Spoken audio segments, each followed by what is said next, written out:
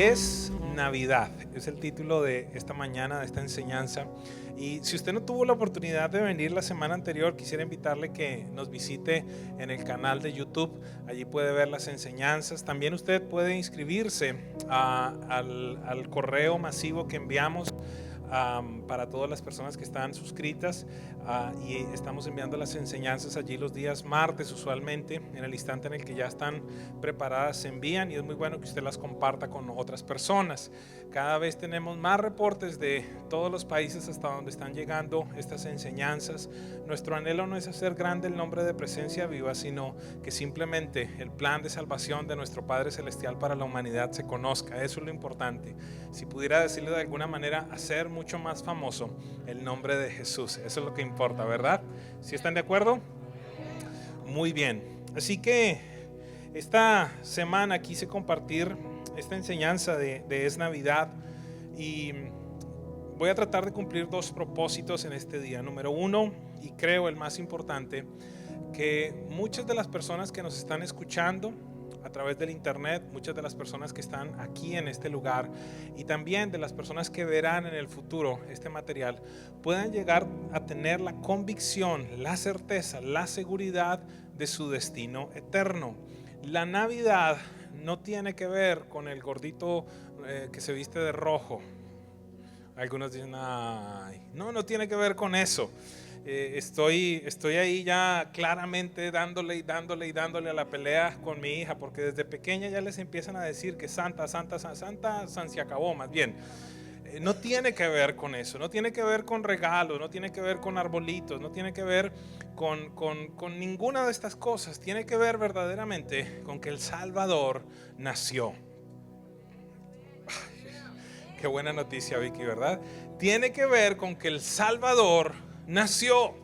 Tiene que ver con eso verdaderamente. Y es la mejor noticia y es el mejor regalo que tú puedas imaginarte que vas a recibir en cualquier momento. Y mi propósito en esta mañana entonces es, como primera parte, que muchos tengan esa certeza. Y número dos, que pueda ser equipado con tres preguntas que vamos a tratar de contestar el día de hoy.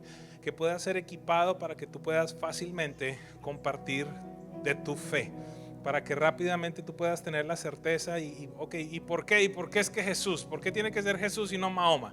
¿Por qué tiene que ser Jesús y no otra cosa? ¿Por qué si yo soy X o Y, y si yo creo es que me voy a convertir en una cucaracha o en un árbol? ¿Por qué? No voy a tratar de convencerlos de absolutamente nada, porque yo no lo puedo hacer, mas sí el Espíritu Santo le dará la certeza de lo que yo estoy tratando de hablar en este día. No quiero entrar en discusiones respecto a si es la fecha adecuada o no es la fecha adecuada, si es el momento o no es el momento. Lo único que quiero hacer es tratar de unirme a lo que muchas personas alrededor del mundo en un tiempo como este están celebrando, y es el nacimiento del Salvador, el nacimiento de aquel que vino a interrumpir la historia de la humanidad. ¿No le parece impresionante que de nadie más se puede decir antes y después?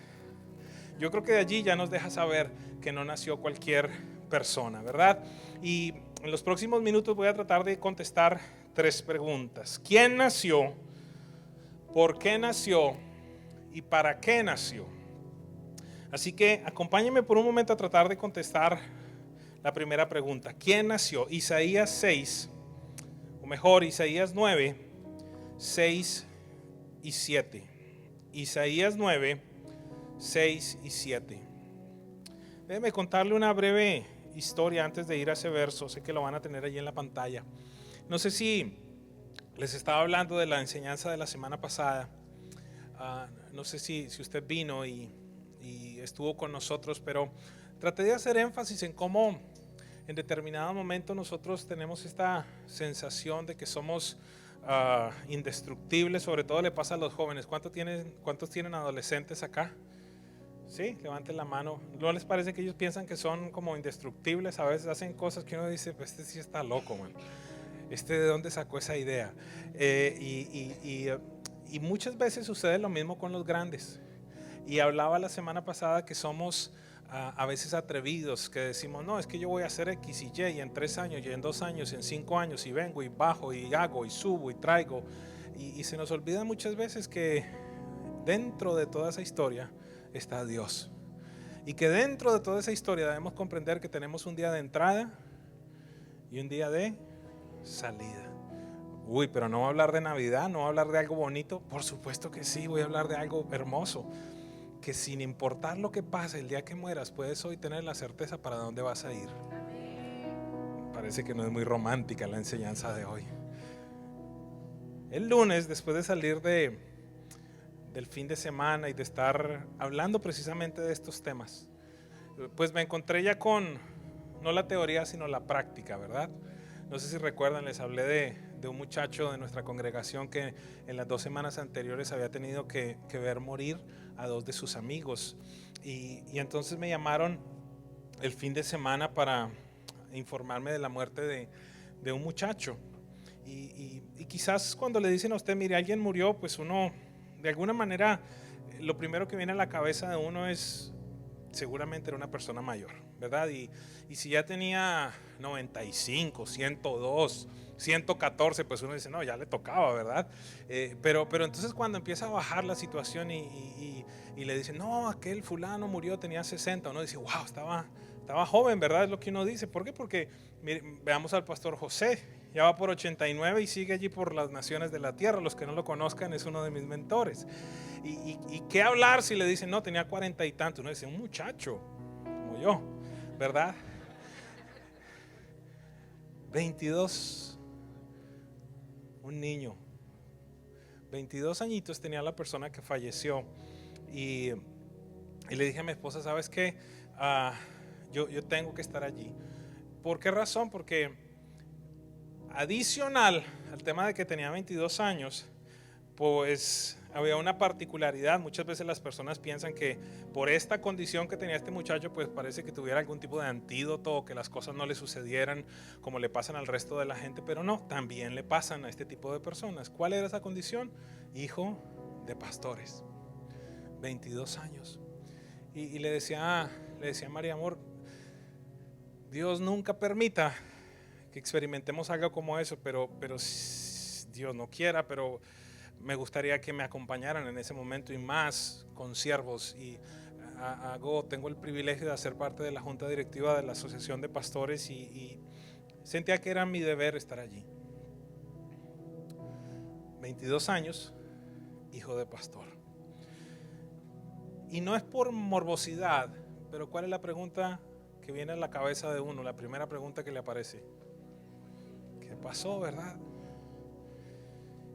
Y fue rápida la respuesta, porque obviamente todo el mundo estaba conmocionado. Y ¿sabe qué le pasó? Se fue a dormir y no despertó. Todavía más choque, ¿verdad? Algunas de las personas que están viniendo hoy por primera vez dicen, ¿dónde me metí? Tremenda reunión de Navidad, me vienen a subir el ánimo. No te preocupes, te voy a dar buenas noticias.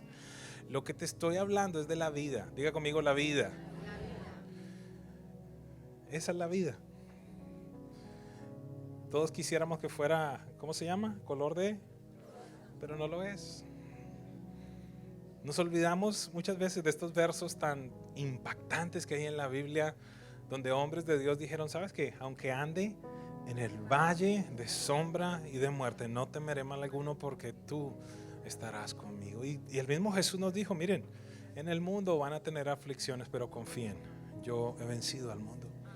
Y de alguna manera pensamos que el hecho de venir a una congregación los domingos, de hacer cierto tipo de cosas, como que nos exime de que las cosas que no esperamos que pasen, pero quiero dejarte saber algo, aún continúan pasando.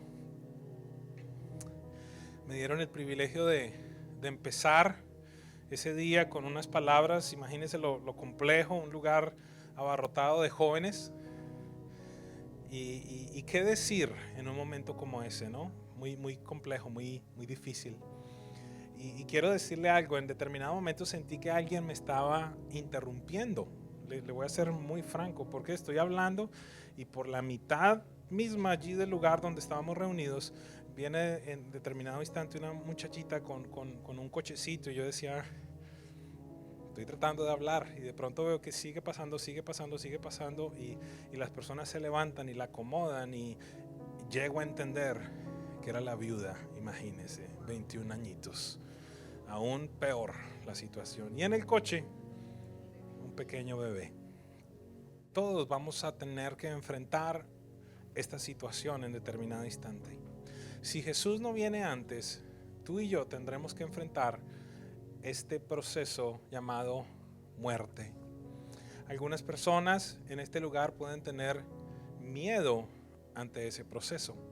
Otras personas pueden tener desconocimiento, otras personas pueden tener dudas, otras personas pueden estar confundidas. ¿Por qué razón? Porque hay un montón de vertientes, hay un montón de cosas. Algunos han pensado que se van a convertir en cucaracha o en una vaca, o que van nuevamente a nacer siendo un árbol, o que simplemente todo va a cesar en el instante en el que se muera, o quién sabe qué otras cosas, que si sus familiares tienen el suficiente dinero y entonces pagan ciertas cosas, entonces tu alma no se quedará allí en un tránsito en algún lugar del universo, sino que irá en determinado momento al cielo.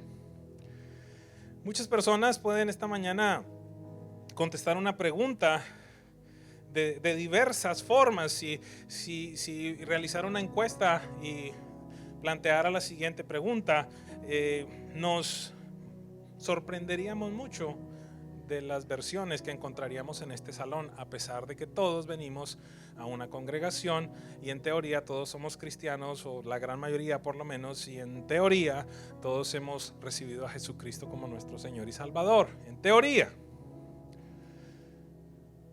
La respuesta a la pregunta, ¿qué sucedería si tú murieras? ¿A dónde irías?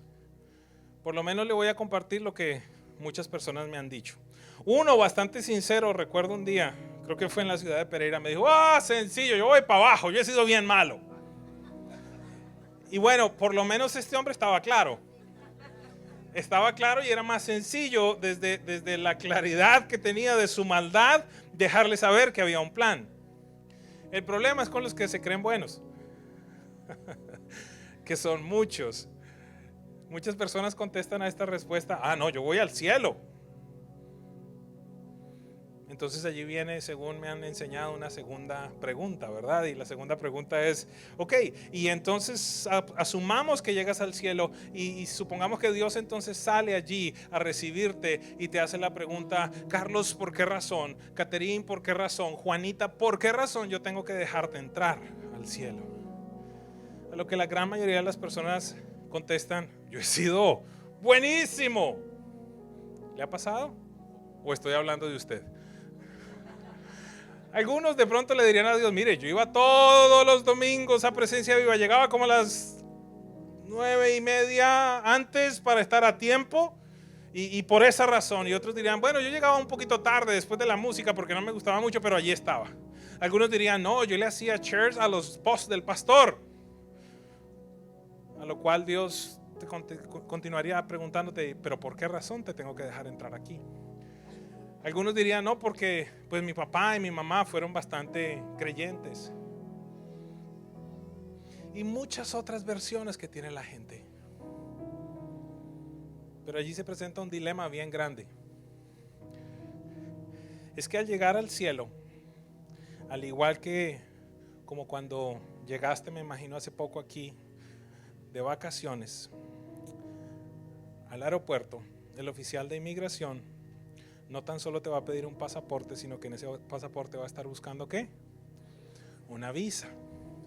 Si tienes la visa, entras. Si no tienes la visa, ¿qué te pasa? Te dicen: mire, en el próximo avión se va de regreso. En el cielo va a suceder exactamente lo mismo. Permítame decirlo, simplemente es una analogía, es una parábola. En el cielo habrá una oficina de inmigración. Y si acaso, asumiendo, porque tú me contestaste que llegarías al cielo, asumiendo que llegaras allá, entonces va a salir un oficial de inmigración vestido de blanco y te va a decir: ¿por qué razón te tengo que dejar entrar acá? Muéstrame tu visa. A lo que muchos se sorprenderán, porque tal vez empezarán a mostrar muchos documentos que dejan ver sus buenas obras. las cosas que hicieron en la iglesia, las cosas que hicieron para tratar de ser buenos seres humanos, y es como si fueran con ya me imagino, un maletín repleto de toda la evidencia para demostrar lo buenos que han sido. A lo cual el oficial de inmigración responderá: me parece espectacular toda esa evidencia, pero aún no encuentro la visa. Pero aquí está todo lo que yo he hecho, pero no encuentro la visa. Lo que voy a tratar de contestar esta mañana es: ¿cuál es esa visa? Lo que voy a tratar de compartir es si tienes esa visa, y si esa visa no está expirada, si esa visa no está revocada, si es falsa, sino si es verdadera. Una visa verdadera emitida por el cielo para ti, que es eterna. Así que quiero tratar de contestar esas 3 preguntas en este día de una manera muy rápida. Simplemente voy a leer 3 versículos. ¿Quién nació? ¿Para qué nació? ¿Por qué nació? Vamos entonces a Isaías 9, 6 y 7. Y tratemos de contestar la pregunta: ¿quién nació? Yo sé que es muy rápido lo que muchos pueden contestar: Jesús. Sí, pero ¿quién? ¿Qué significaba? ¿Quién era ese bebé? Y la Biblia nos dice: nos ha nacido un niño. Dios nos ha dado un hijo. A ese niño se le ha dado el poder de gobernar. Imagínense esta paradoja, imagínense esto tan tremendo. Esta mañana en la primera reunión estábamos presentando bebés. Y había uno allí bien pequeñito y le decía a la mamá: imagínate en determinado momento que en la edad que él tiene llegaran a tu casa embajadores de diversas naciones, mandatarios, gente digna de diferentes países a decir: a él se le ha dado el gobierno. Yo creo que la mamá estaría diciendo: ¿y a estos qué les pasó? Pues eso fue lo que sucedió en determinada instancia. Dice que cuando Jesús estaba allí, vinieron hombres sabios de lejanas tierras y cargados con tesoros. Tenemos esta mala imagen de 3 pelagatos que vinieron con unos cositos así de grandes, supuestamente, ¿verdad? ¿Cómo se llamaban? Eso sí lo sabe, pero si le pregunto un versículo no se lo sabe, ¿verdad? Eso en ningún lado aparece en la Biblia. ¿Y cuántos eran? ¿Y quién le dijo a usted eso? Tampoco la Biblia dice, ¿verdad? Pero ya todos estamos allí. Y entonces tenemos esta imagen que eran 3, había uno de ellos que era morenito supuestamente, ¿verdad? Y que vinieron con unas cositas pequeñitas allí a presentarle algo a Jesús. Pero mira lo equivocado que estamos. ¿Sabes por qué? ¿Sabes por qué te puedo decir que estamos equivocados? Porque dice la Biblia que en el momento en el que llegó esta caravana, hubo conmoción en Jerusalén. 3 tipos con cofrecitos no hacen conmoción. Dice que la ciudad entera se conmocionó, e inclusive el rey. Usted se imagina la procesión, no sé cómo se dice, la caravana, el camellerío, como se diga, porque había nacido el rey del universo. No era otro niño más. Y necesitamos comprender claramente eso. Se le ha dado el poder de gobernar y se le darán estos nombres. Imagínate, este niño ya venía, a pesar de su corta edad, ya venía con funciones específicas y con descripciones de lo que llegaría a ser. Por ejemplo, estos serían los nombres que se le darían: consejero admirable. Escúcheme esto: Dios invencible. ¿Eso está con mayúscula o con minúscula? Eso es lo impresionante, que Dios se estaba haciendo hombre. Impresionante, impactante. Dios invencible. No era un bebecito, sí, podía verse tierno, indefenso, pero verdaderamente era un Dios invencible, un consejero admirable, el que acababa de nacer. Mira esta característica tan impresionante. ¿Qué otro nombre se le dará? Padre. Pero espérame, porque solamente puede ser eterno Dios. ¿Alguien me está comprendiendo quién estaba en esa cuna? Príncipe de paz. Él se sentará en el trono de David y reinará sobre una porción de Belén. No, sobre todo el mundo y por siempre, nuevamente en su esencia de eterno, por siempre habrá paz. Su reino será invencible y para siempre reinará la justicia y el derecho. Esto lo hará el Dios Todopoderoso por el gran amor que nos tiene. ¿Quién nació? Dios. Dios hecho hombre. No era un bebé más. Necesitamos comprender eso, porque en algún momento de tu vida tú vas a necesitar contestar a la pregunta de qué vas a hacer con Jesús. ¿Quién es Jesús para ti? Recuerdo quizás un año atrás que traía una enseñanza precisamente respecto a Jesús y a las conclusiones que ciertas personas habían llegado. Quiero decirte algo, aún en la actualidad esas conclusiones permanecen vigentes. Si no estoy mal, voy a tratar de recordar muchas de ellas. Para algunas de las personas Jesús simplemente era un endemoniado. Hello. Para otras era un hombre bueno. Para otros era un buen maestro, un discipulador, un hombre que conocía ciertas cosas.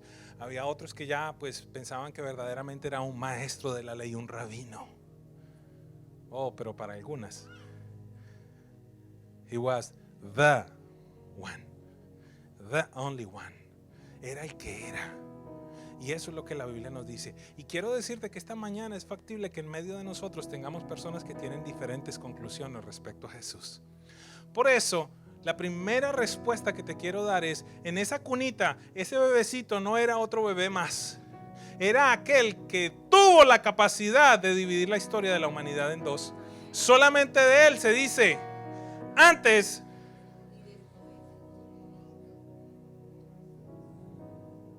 y quiero decirte algo. En la vida de los que lo reciben verdaderamente, también tiene que haber un antes y un después.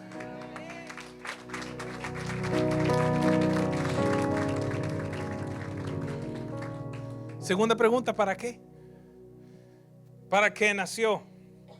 Este verso quizás muchos de ustedes lo conocen, Juan 3:16, lo leo de la Nueva Traducción Viviente, dice: pues Dios amó tanto al mundo que dio a su Hijo para que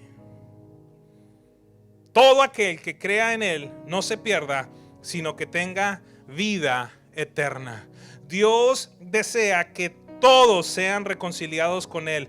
No quiere que nadie esté apartado de Dios. No quiere ver a la gente sin felicidad, sin propósito, sin esperanza, sin salud. Eso no significa que puedes tener circunstancias en las que vives en determinado momento, enfrentas dificultades, enfrentas enfermedad, enfrentas sacrificio, enfrentas retos, pero Dios no desea que tú vivas en reto, vivas en enfermedad, vivas en tristeza, porque para eso vino Jesús. Dios tiene un plan específico, un propósito específico para cada ser humano que nació. Y esta es una pasión grande que Dios me ha puesto. Dejarle conocer a las personas que tienen valor, que sin importar si acaso eres producto de una violación, de una borrachera de tu papá, de cualquier tipo de cosa, aún por encima de eso está el control y la soberanía de Dios, que estableció que tú deberías nacer en un tiempo como este. Va por encima de cualquier circunstancia.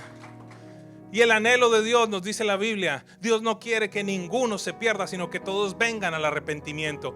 ¿Y para qué nació? Simple. ¿Para qué vino? Para que todo aquel que en Él crea no se pierda, sino que tenga vida eterna. Ese es el para qué. Alguien me puede preguntar, ¿y qué es eso de vida eterna? Porque parece un término medio extraño, quizás un término de iglesia, muy eclesiástico. Ya te voy a decir qué significa la vida eterna, tratando de contestar la tercera pregunta: ¿por qué? ¿Por qué nació? Romanos 6:23 nos lo dice. Porque ahí empezamos ya a contestar. Porque la paga del pecado es muerte, mientras que la dádiva, el regalo, el don de Dios es vida eterna en Cristo Jesús, nuestro Salvador. Quiero hacer una pregunta que puede sonar muy lógica, pero no quiero asumir nada. ¿En este lugar hay alguna persona que sea perfecta? ¿Pudiera levantar la mano, por favor? Por si acaso, para conocerlo, ir a tomarme un selfie con un gran mentiroso, mentirosa. Voy con otra pregunta. ¿Acaso en este lugar hay alguien que nunca haya pecado? Qué bueno, me siento tranquilo. Me siento que estamos en un lugar de sincero. Eso incluye a su pastor, ¿oyó? Un ser humano normal. ¿Qué significa entonces esto de la vida eterna? ¿Y qué significa esto de que todos hemos pecado y que la paga del pecado es muerte? Sencillo, cuando la Biblia dice que la paga del pecado es muerte, nos está diciendo la paga del pecado es separación de Dios. Una de las cosas que no hemos entendido es lo siguiente. Jorge, ven para acá. Ven tú para acá. Joaquín, ven para acá. Bueno, no, realmente necesito solo dos. Perdóname, ustedes dos vengan acá por un momento.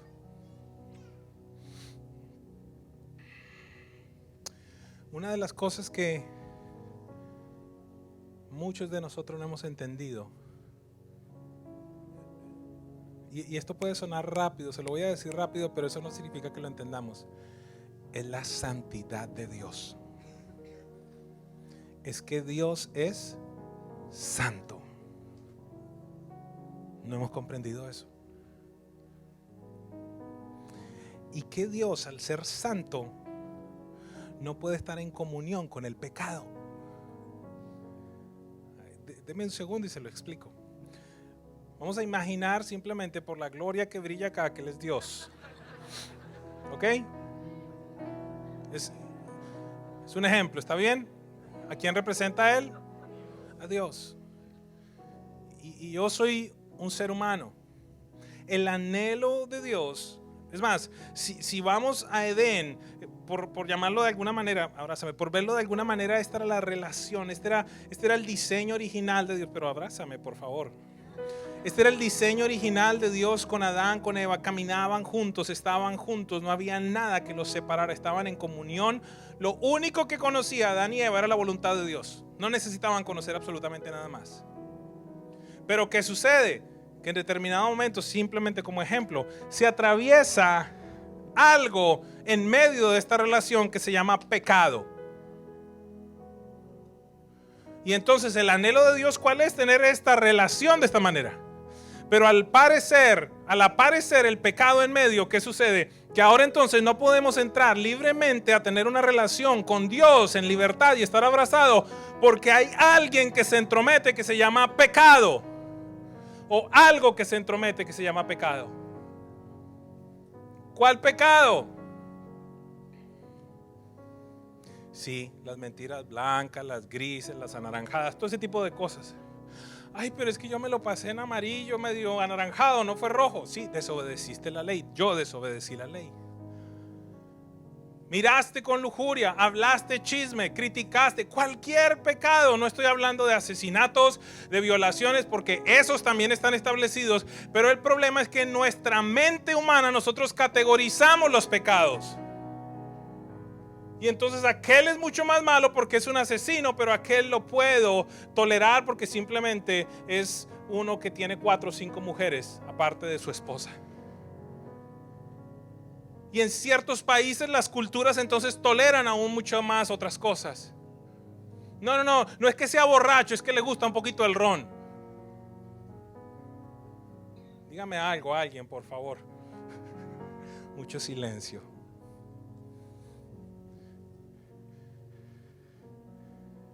Por esa razón, amados, estando Jesús en la cruz del Calvario, usted encuentra que por primera vez Él no se dirige a Dios como Padre, sino que le dice: Dios mío, ¿por qué me has abandonado? Muchas personas critican, muchas personas no comprenden por qué razón un Dios bueno abandonó a su hijo en el momento más crítico, en el momento más impresionante, en la peor crisis que tuvo. ¿Por qué lo abandonó? ¿Por qué es tan malo? ¿Sabes por qué? Porque en ese mismo instante estaba llevando en sus hombros tu pecado y mi pecado, y Dios no podía estar en comunión con él. Y eso es lo que no entendemos. Eso es lo que no comprendemos. Que nuestro Dios es santo. Y que para estar en comunión con Él se requiere presentarse santo. El problema es, ¿quién se va a presentar santo?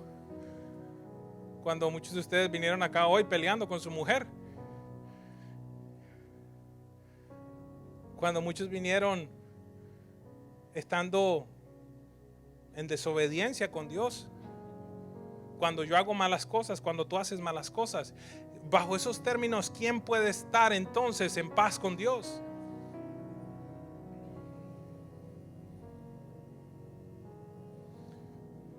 ¿Por qué vino? Por lo que dice este versículo precioso. Porque la paga del pecado es muerte, es decir, es separación.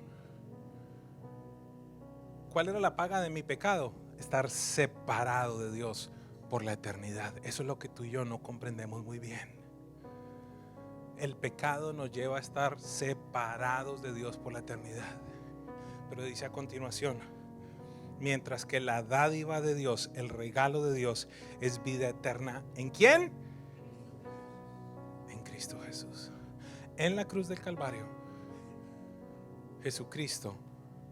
Y esto es factible que lo hayas escuchado muchas veces, pero el día de hoy he orado para que el Espíritu Santo haga algo en ti y tengas la certeza de la salvación de una vez y para siempre.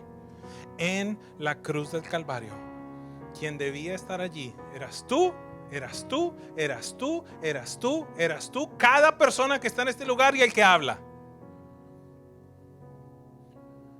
Sin embargo, Jesús dijo: Padre, aunque yo nunca he pecado, yo muero.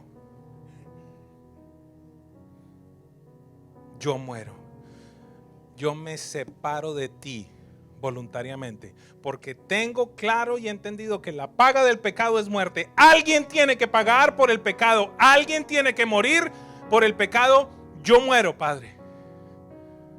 Pero lo impresionante de todo esto es que debido a su vida de perfección, Él no se quedó muerto.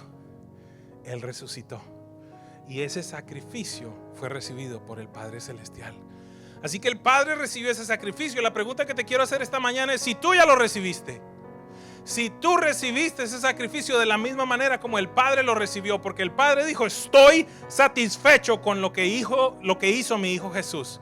Por esa razón Jesús pudo decir ahí en la cruz: tetelestai, está pagado, la deuda está pagada. En el original lo que quiere decir es: ya se quita toda separación y ahora nuevamente puedo entrar a estar en comunión contigo.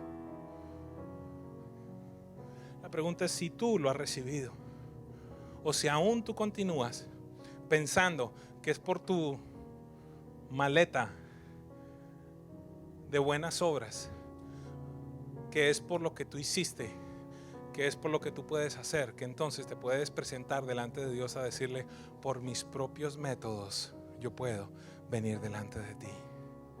¿Sabes qué dice la Biblia? Romanos 10, 9 y 11 dice: si confiesas con tu boca que Jesús es el Señor y crees en tu corazón que Dios lo levantó de los muertos, serás salvo. Es decir, tendrás vida eterna, es decir, estarás en comunión con Dios y no separado de Dios. Pues es por creer en tu corazón que eres declarado justo, es decir, sin pecado a los ojos de Dios. Pero es por confesarlo con tu boca que eres salvo. Como dicen las Escrituras: todo el que confía en Él jamás será deshonrado, pues todo el que invoque el nombre del Señor será salvo.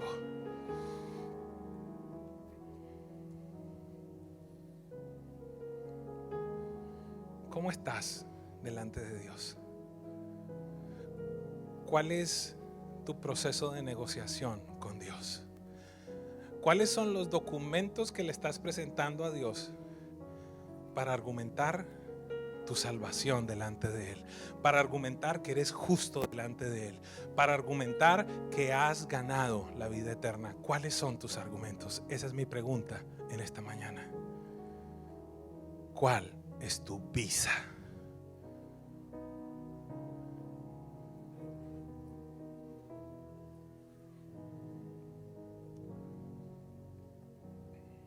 Quiero dejarte saber, por una vez más, que la Biblia solo determina un camino. Y es lo que te acabo de decir. Es que un día, posiblemente como hoy, celebres Navidad verdaderamente. ¿Qué significa eso? Que nazca en ti el Salvador. Es impresionante toda la analogía. Porque Jesús no viene a nacer en un palacio, sino en un pesebre sucio, con estiércol, lleno de animales, donde menos se le ocurriría nacer al Rey del universo. Creo yo que lo que nos está diciendo es: yo puedo nacer en cualquier lugar, inclusive en el corazón de un pecador. Lo único que necesito es el arrepentimiento.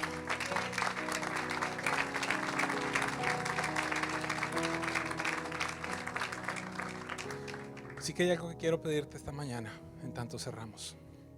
Si pudieras cerrar tus ojos por un momento.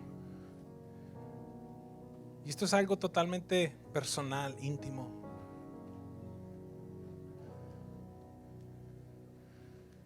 No importa si tú llevas 15 años asistiendo a una congregación, 20 años. Si esta es la segunda vez que vienes o la tercera. No importa si tus papás fueron pastores o son pastores. No importa absolutamente nada. Esto es algo personal, individual.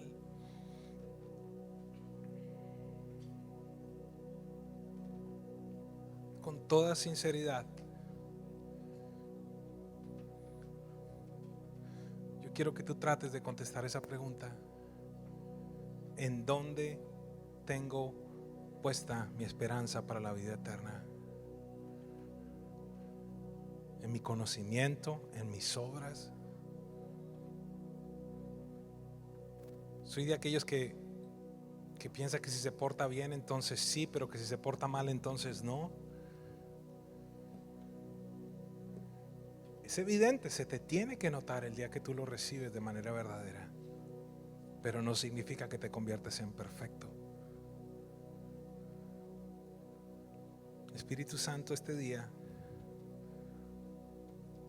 yo quiero que tú operes, Señor. Quiero pedirte que por favor operes de una manera sobrenatural en la vida de cada persona.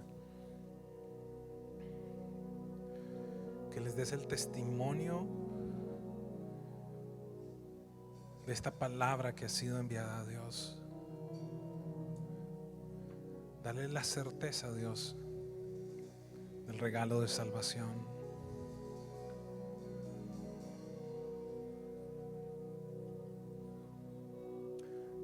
Si tú estás aquí en este día o a través del internet,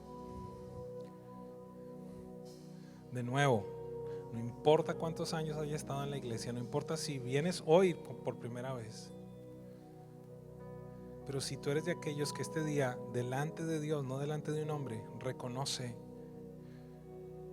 que no tenía la certeza, que estaba quizás con diferentes ideas, con diferentes convicciones, pero que quiere por primera vez verdaderamente celebrar la Navidad, que el Salvador nazca, yo quiero pedirte que me dejes orar contigo en esta mañana. En tanto están allí con sus ojos cerrados, en el nombre de Jesús, en el nombre de Jesús, Espíritu Santo, trae convicción esta mañana en este lugar. Si haces parte de esas personas, quiero pedirte que te pongas en pie en este momento, ahora mismo, en el nombre de Jesús. Yo quiero orar contigo. Tanto estás allí con los ojos cerrados, quiero pedirle a toda la iglesia que me acompañen a repetir esta, que es la oración más importante que puedes hacer en tu vida. Y dile: Padre Celestial, En este día te doy gracias por permitirme comprender lo que verdaderamente significa la Navidad. En este día yo reconozco que necesito que el Salvador nazca en mí. Reconozco mis pecados y te pido perdón, Jesús, por lo que he hecho hasta este día. Gracias porque por medio de tu sacrificio soy reconciliado con el Padre. Espíritu Santo, ven a morar en mí y haz de mí lo que este mundo no pudo ser. Llévame al diseño original del Padre. Gracias porque a partir de este día puedo llamarme tu hijo o tu hija. Gracias, Dios. Si este mensaje ha edificado tu vida, escríbenos a info@presenciaviva.com o te invitamos a visitar nuestra página web www.presenciaviva.com. Hasta la próxima.